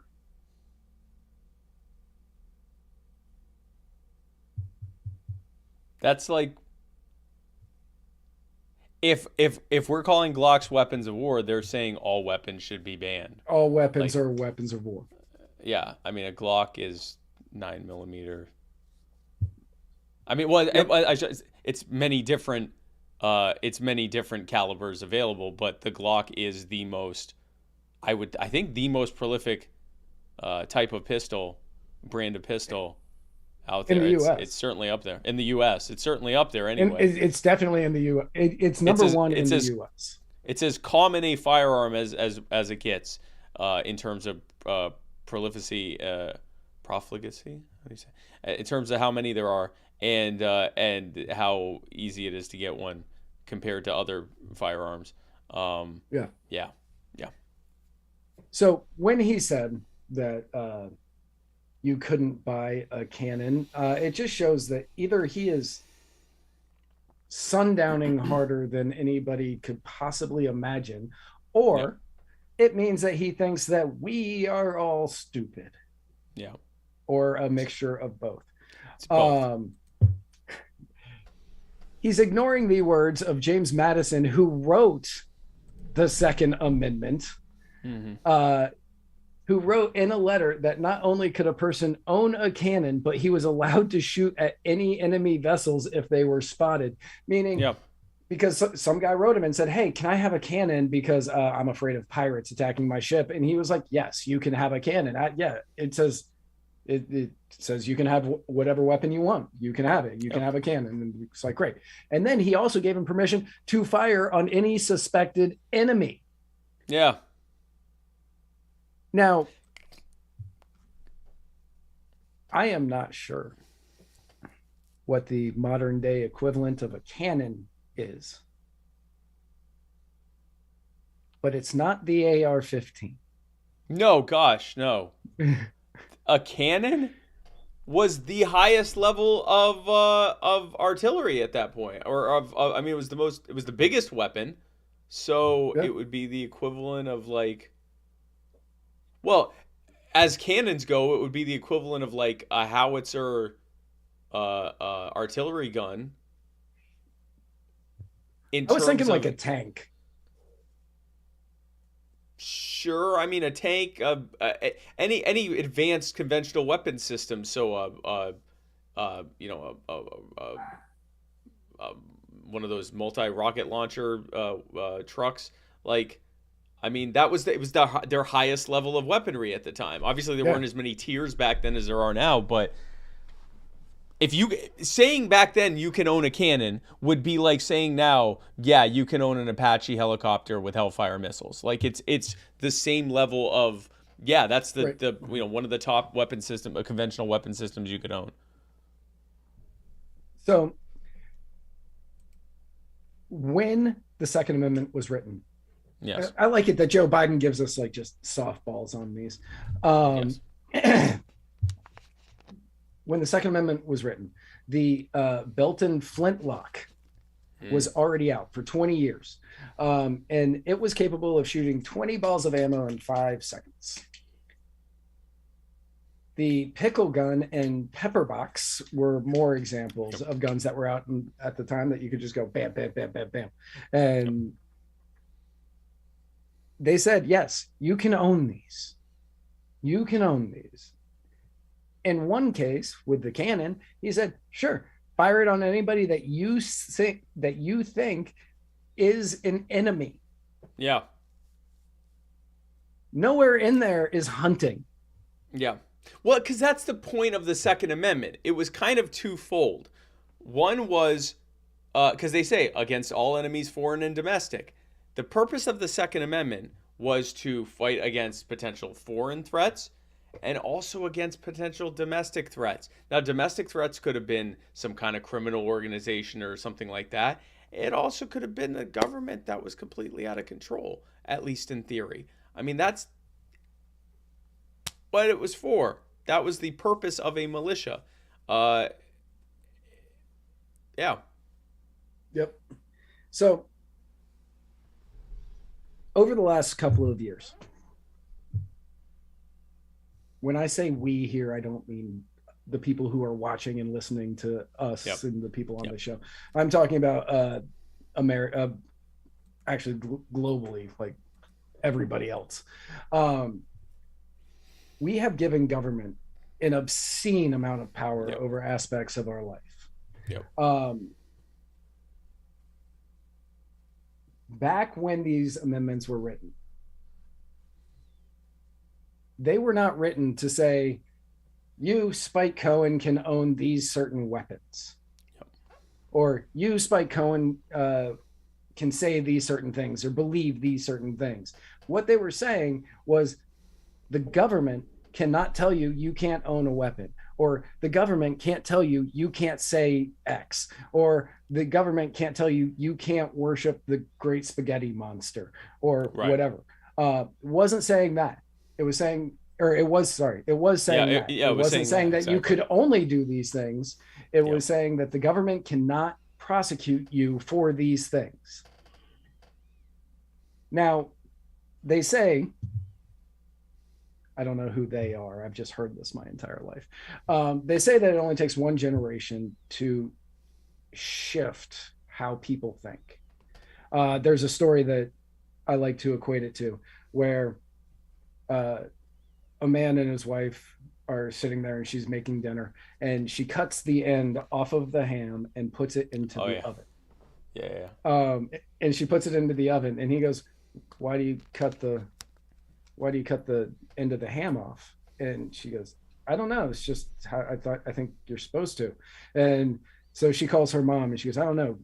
My mom always did it. So they call grandma, and grandma goes, oh, well, we did that because the ham wouldn't fit into our oven. But because of that, her mom thought that's how you were supposed to do it. And then the daughter thought that's how you were supposed to do it.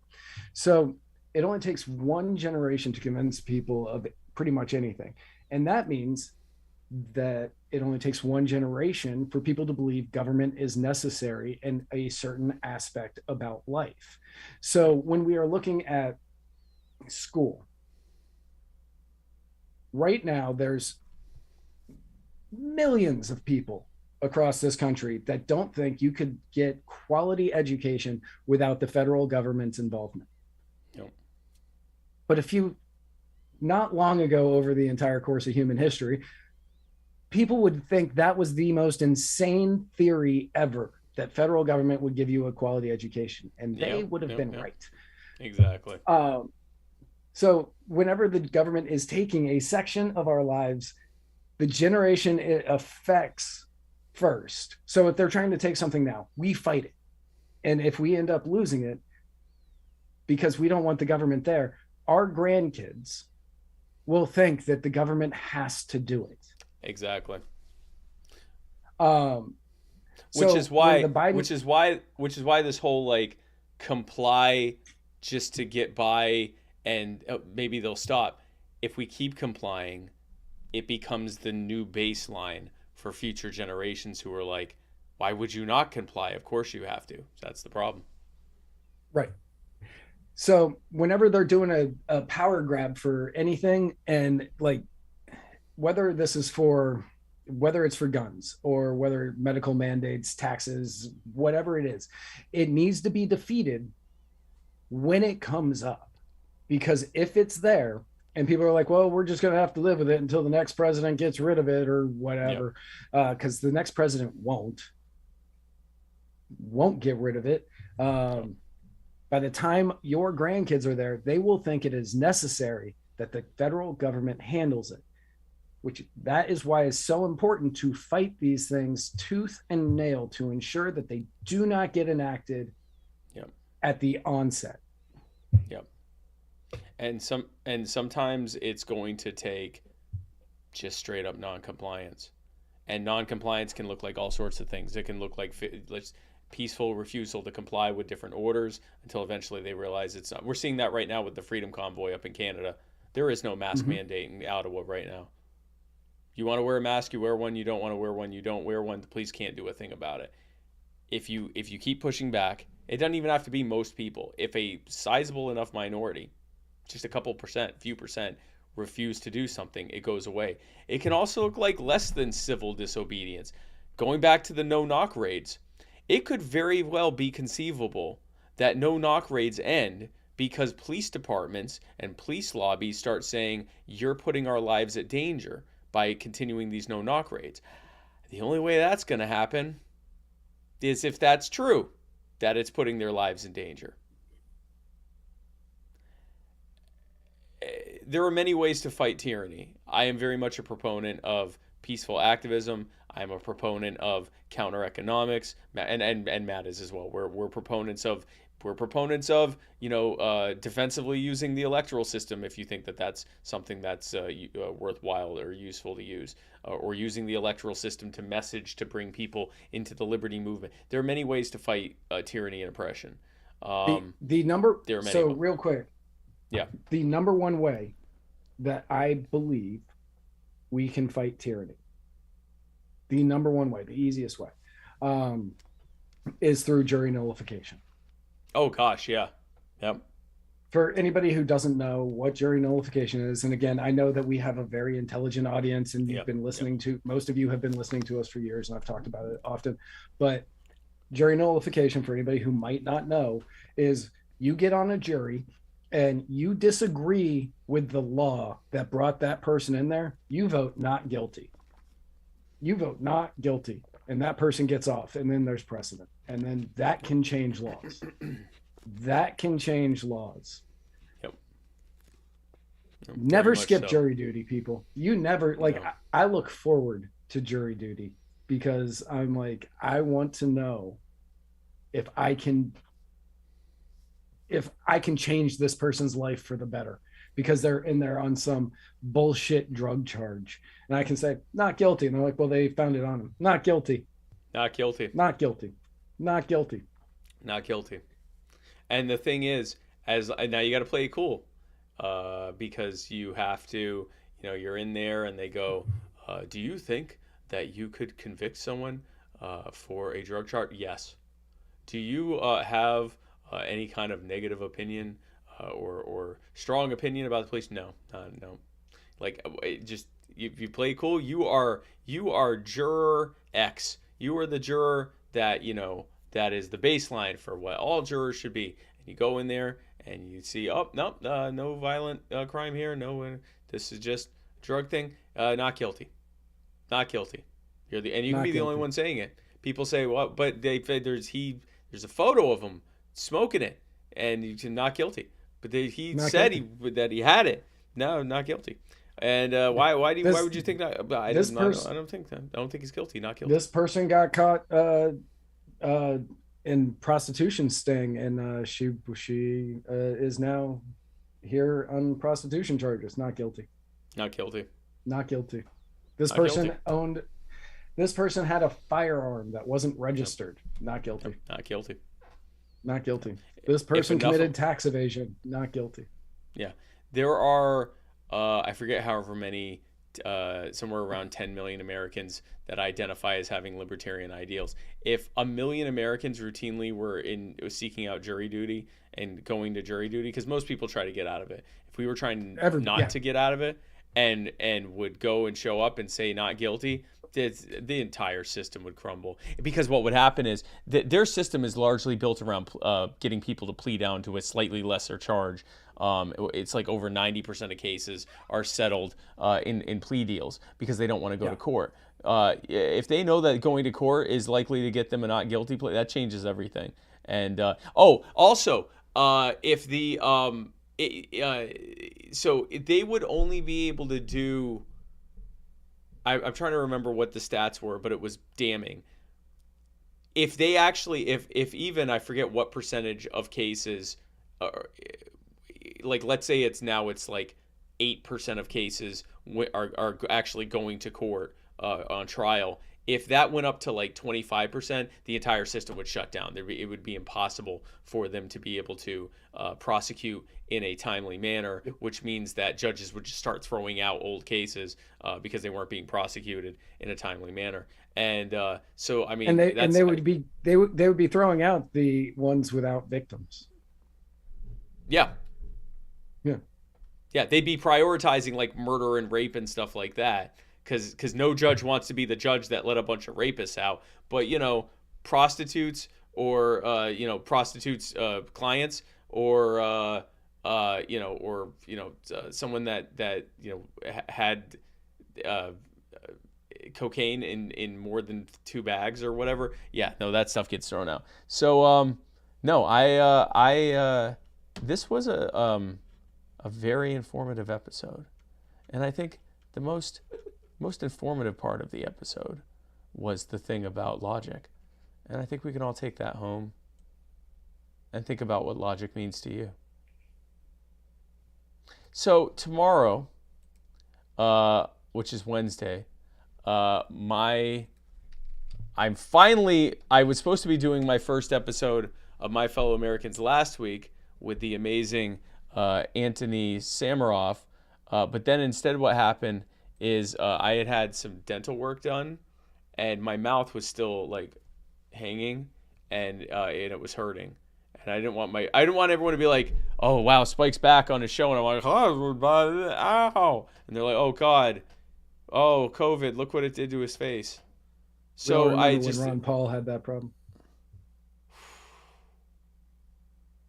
Oh, and then the Ron Paul comparisons would just go through. So instead, we're going to do the next episode, first episode this year of My Fellow Americans, tomorrow at 8 p.m. Eastern. My guest will be the entire state of Tennessee. No, wow. All of them. All of big them. Zoom. That's a lot of big people. Zoom call. Yes. So then that'll piss off our subscribers. Yeah. Well, no. Breaking news: all of Tennessee are now subscribed to Muddy Waters Media. No, we're going to. I can retire. Justin Cornett and Josh Eckel, the heads of For All Tennessee, which is a libertarian lobbying group in Tennessee that's already gotten some incredible stuff accomplished in the Tennessee legislature. They're coming on to talk about what they've accomplished last year and what their goals are for this year. So we're going to have a great talk there. And then, Matt, your episode of the of Writer's Block, do you know who your guest is? Yeah, so I am so happy to have a in-studio guest on Thursday.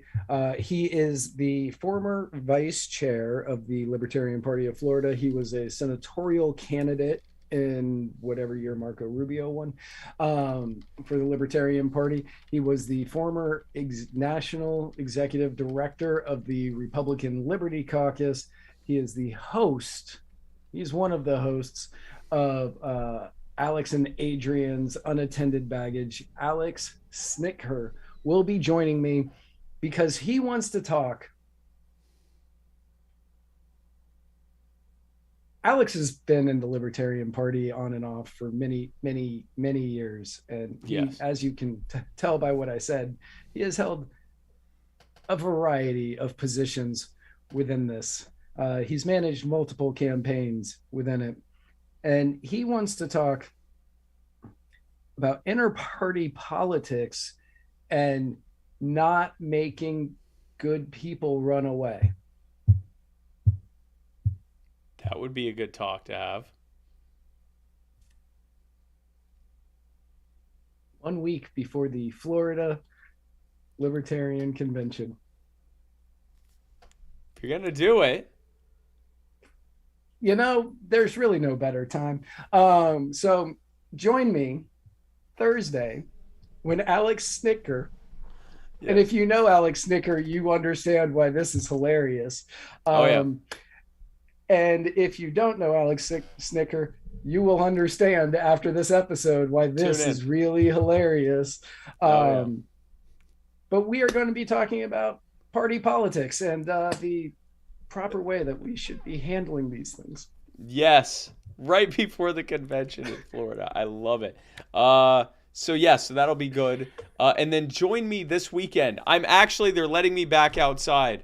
I have finally mostly covered. Well, I mean, I have recovered from COVID. I don't have COVID anymore, and I'm close enough back to 100% that I can actually start doing things. So join me this Saturday starting at 1 p.m. at Middleton and Maker Barbecue in Awendaw, South Carolina, which is in just outside of Charleston.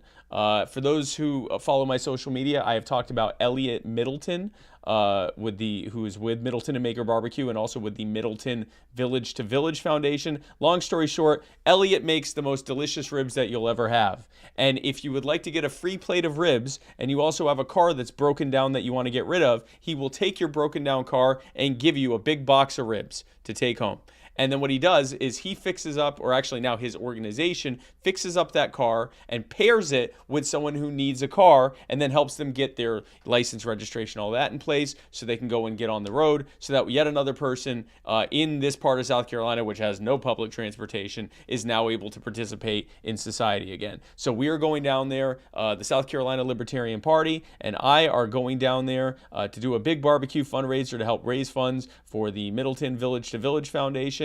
And I'm really looking forward to it. I can't wait to meet him, and I can't wait to meet you. So come on down to beautiful Awendaw, South Carolina, or come on up if you live south of that. And so, John Morrissey just said if it's this Thursday, which it is, it's 2 weeks from convention. But that's right. Yeah. Because next week is Virginia, and then the next one. Okay, yeah, yes, 2 weeks from convention. Are you going to the Florida one?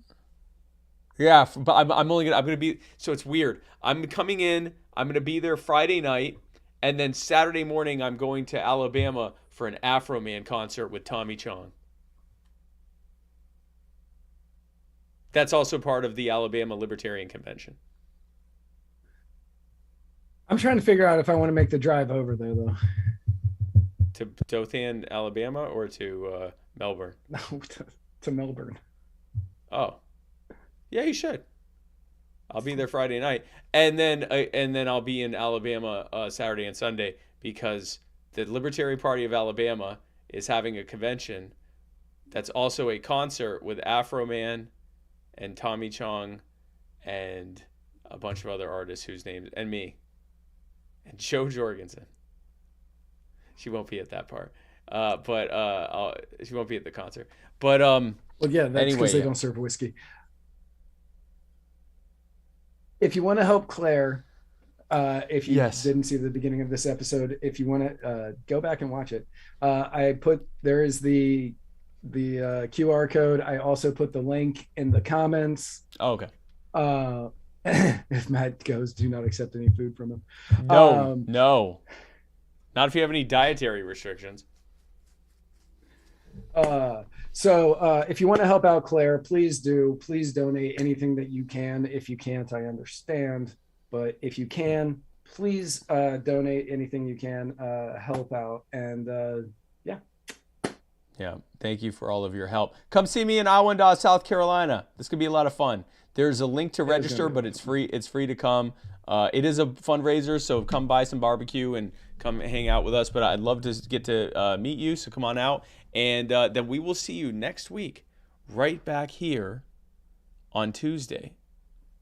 Yes. Same muddy place, same-ish muddy time for the next episode of the Muddied Waters of Freedom, where Matt Wright and I parse through the week's events like the middle-aged men that are recovering from COVID like we are. And so, Matt, if someone were to want to follow us or be involved with us in some way on the internet, is that even possible? And if so, how? It is possible. All one would have to do, if you are one of the old school people, one might say, who instead of looking at the gorgeous faces before you, look at this jawline, people. That's natural. But instead, you enjoy the dulcet tones of our sexy, aged voices. All one would have to do is go to anchor.fm. I don't know if I can. It hurts slightly less to whisper this week. Well, it still hurts. Well, that's though. good. Yeah. I'm glad that it's better now. It still hurts, but it's better. But you're doing it, and that's what matters. I am doing it. You are doing it. You're like the little engine that could whisper. Sure. You kind of sound like Joe Biden when he's trying to make a point. Pay them more. I wrote that bill. Well, yeah. Black children like to sit on my lap, and then I make them touch my leg hair. I can't believe he said that. I can't believe he said that. While you're there, you can leave us messages that we will play on Tuesday nights. Oh, yeah. Live on the air. Definitely. And if there are messages, we'll play them. And you can also subscribe. Yes. And if you subscribe, you get to be part of the Muddied Zoom, which we do once a month unless we have COVID.